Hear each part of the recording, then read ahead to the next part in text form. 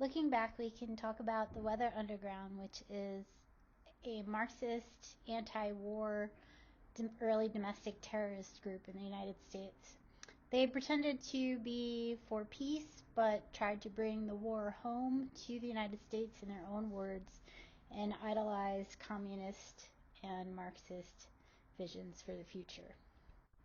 The Weather Underground was founded in 1969 in the University of Michigan campus. Most prominent leaders were college students from elite academies, including University of Michigan, Columbia, and University of Chicago. Their name was taken from a Bob Dylan lyric, and they were very adamantly against the Vietnam War and sought to use more violent tactics than their previous group, which was the Students for a Democratic Society.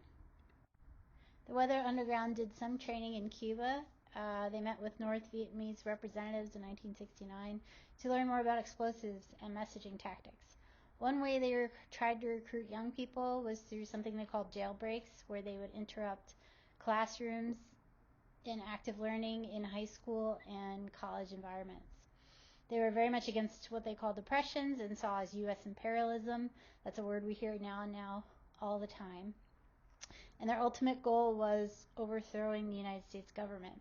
In their self-professed declaration of war in 1970, they said things like revolution is the only solution and fight against the imperialist war machine.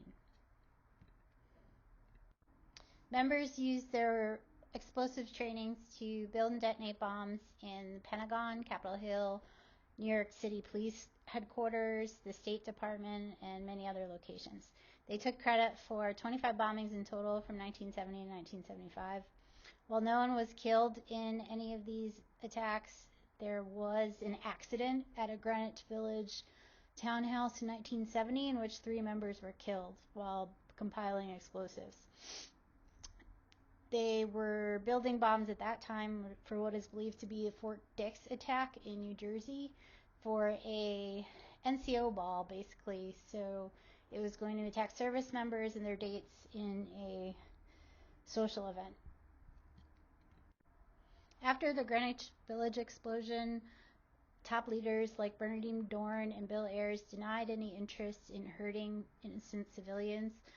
They pretended that the violence was all the idea of those who blew up in the New York City chapter, which many members and other accounts disagree to this day. But after going underground for about 10 years, they turned themselves in and were able to avoid any serious legal consequences for their actions due to illegal wiretapping and evidence gathering by the FBI during their time. They both expressed no remorse and had significant careers in academia at Northwestern University. Bernardine Dohrn taught law students for many years, and Bill Ayers taught at the University of Illinois the master's program in education. We've seen a recent outbreak of anti-war protests in the United States against military intervention in places like Iran. Protesters frequently cite Marxist values and speak against American imperialism. They are very angry about Israeli action in Palestine and seem to get their talking points all from the same place.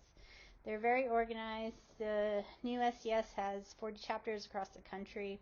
Freedom Road Socialist Organization makes a lot of publications for their propaganda, and where their money's coming from remains to be seen. Thank you for your attention on this matter.